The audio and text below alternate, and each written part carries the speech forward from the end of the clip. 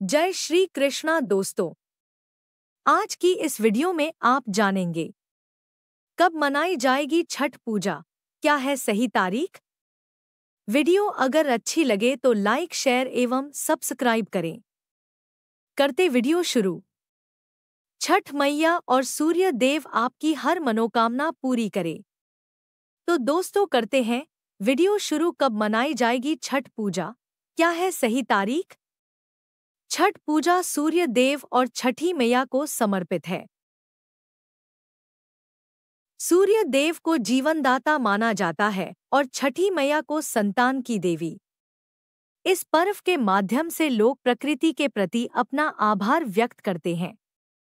सूर्य, जल और वायु, इन तीनों तत्वों की पूजा की जाती है।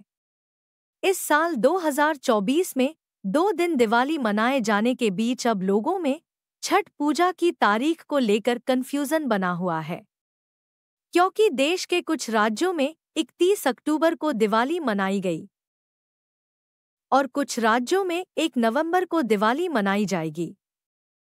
छठ पूजा सूर्य देव और छठी मैया को समर्पित एक महत्वपूर्ण महापर्व है। यह खास तौर पर बिहार, झारखंड और पूर्वी उत्तर प्रदेश में बड़े ही उत्साह से मनाया जाता है। इस पर्व में महिलाएं व्रत रखती हैं और सूर्य देव को अर्घ्य देती हैं। 2 दिन दिवाली मनाए जाने के आधार पर छठ पूजा की सही तारीख यहां पर जान सकते हैं। दृक पंचांग के अनुसार छठ पूजा का पर्व कार्तिक माह के शुक्ल पक्ष की षष्ठी तिथि को मनाया जाता है। इस साल 2024 में षष्ठी तिथि 7 नवंबर दिन गुरुवार को तड़के सुबह 12:41 पर शुरू होगी और 8 नवंबर दिन शुक्रवार को तड़के सुबह 12:34 पर समाप्त होगी। ऐसे उदया तिथि के अनुसार छठ पूजा का पर्व 7 नवंबर दिन गुरुवार को ही मनाया जाएगा। छठ पूजा संपन्न करने के लिए इस तरह से शाम के समय का अर्घ्य 7 नवंबर को और सुबह का अर्घ्य 8 नवंबर को दिया जाएगा। इसके बाद व्रत का पारण किया जाएगा। छठ पूजा का पहला दिन 5 नवंबर 2024 नहाय खाए। छठ पूजा का दूसरा दिन 6 नवंबर 2024 खरना। छठ पूजा का तीसरा दिन 7 नवंबर 2024 संध्या अर्घ्य। छठ पूजा का चौथा दिन 8 नवंबर 2024 उषा अर्घ्य। 36 घंटे का होता है निर्जला व्रत। हिंदू धर्म में छठ पूजा में छठी मैया और सूर्य देवता की विधि विधान से पूजा की जाती है। दिवाली के 6 दिन बाद छठ पर्व मनाया जाता है। छठ पूजा 4 दिनों तक चलता है, जिसमें शुरुआत होती है नहाय खाए और खरना से। फिर डूबते और उगते सूर्यदेव को अर्घ्य दिया जाता है। इसमें व्रती महिलाएं नदी में कमर तक जल में डूबकर सूर्य देवता को अर्घ्य देकर उनकी पूजा करती हैं। इसमें 36 घंटों तक निर्जला व्रत रखा जाता है, जो बेहद ही कठिन माना जाता है। पौराणिक मान्यताओं के अनुसार छठी मैया की पूजा करने से व्रती को आरोग्यता, सुख समृद्धि, संतान सुख का आशीर्वाद प्राप्त होता है। कब शुरू होता है निर्जला व्रत। छठ पूजा के लिए नहाय खाए की प्रक्रिया कार्तिक महीने के शुक्ल पक्ष की चतुर्थी तिथि को शुरू होगी, यानी 5 नवंबर को है, जबकि खरना कार्तिक माह के शुक्ल पक्ष की पंचमी तिथि यानी 6 नवंबर को खरना पड़ रहा है। दिन भर निर्जला व्रत करने के बाद शाम में व्रती महिलाएं छठी मैया की पूजा करती हैं, प्रसाद ग्रहण करती हैं। इसी के बाद से लगभग 36 घंटे का निर्जला व्रत शुरू हो जाता है। छठ पूजा का महत्व। छठ पूजा एक ऐसा महापर्व है जो अपने आप में विश्वास, श्रद्धा और प्रकृति के प्रति आभार का प्रतीक है। यह पर्व मुख्य रूप से बिहार, झारखंड और पूर्वी उत्तर प्रदेश में धूमधाम से मनाया जाता है। छठ पूजा सूर्य देव और छठी मैया को समर्पित है।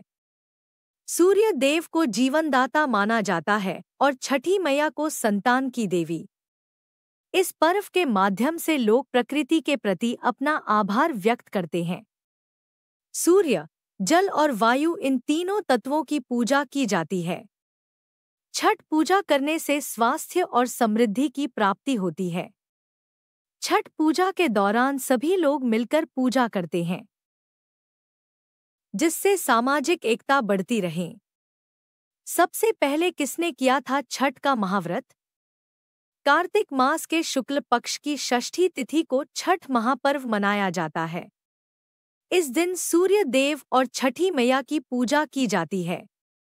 क्या आपको पता है कि सबसे पहले छठ का महाव्रत किसने किया था? छठ का व्रत। आइए जानते हैं कैसे हुई थी इस पर्व की शुरुआत। दिवाली बीतने के बाद ही छठ पूजा की तैयारी शुरू हो जाती है।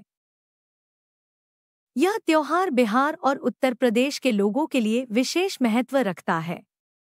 छठ का महापर्व 4 दिन तक चलता है, जिसकी शुरुआत नहाए खाए के साथ होती है, जिसका समापन उगते और डूबते सूर्य को अर्घ्य देकर होता है।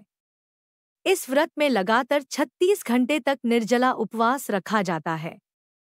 क्या आपको पता है इस व्रत की शुरुआत कैसे हुई थी? इस संदर्भ में कई कथाएं, मान्यताएं प्रचलित हैं।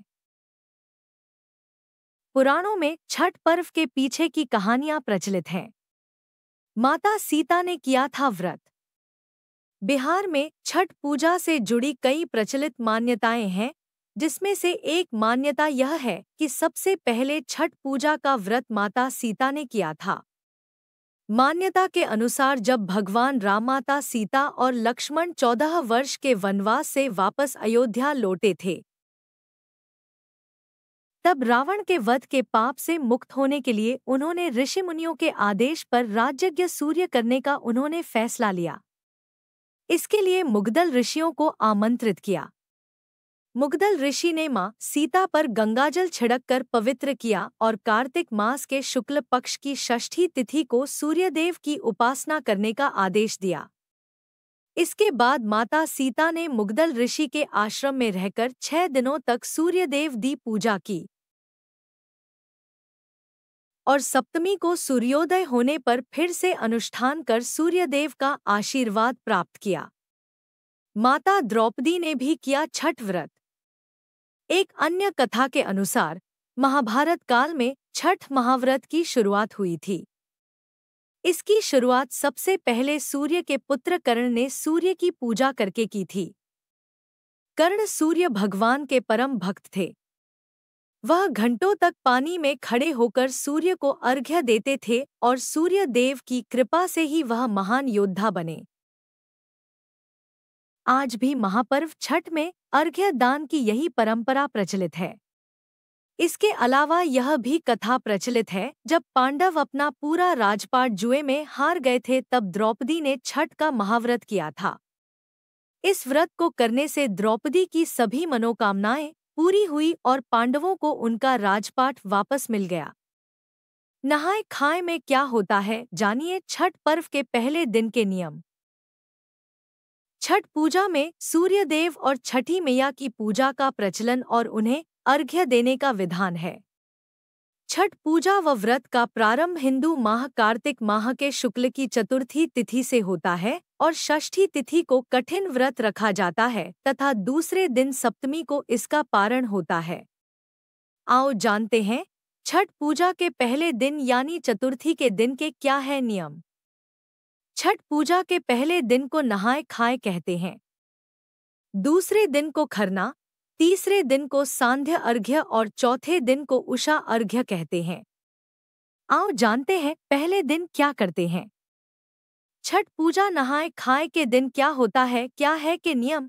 पहले दिन नहाए खाए अर्थात घर, पूजा घर आदि की साफ सफाई आदि करने के बाद अच्छे से स्नान करते हैं। इस दिन से घर और शरीर को भीतर और बाहर से शुद्ध किया जाता है। इस दिन स्नान करके नए कपड़े धारण करना चाहिए। इसके बाद शुद्ध शाकाहारी भोजन बनाकर उसका सेवन करते हैं। घर में लौकी या कद्दू की सब्जी बनती है।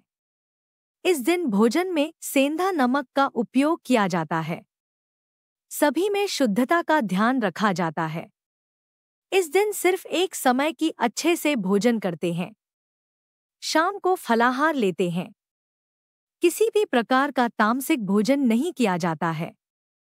इस दिन नारंगी सिंदूर लगाने के बाद छठ का प्रसाद बनाना भी प्रारंभ किया जाता है। इसमें प्याज और लहसुन का उपयोग नहीं किया जाता है। छठ मैया और सूर्यदेव को भोग लगाने के बाद ही भोजन ग्रहण किया जाता है। व्रती के प्रसाद को सभी सदस्य बांटकर खाते हैं। इसी दिन से अगले दिन खरना की तैयारी की जाती है। Thank you for watching.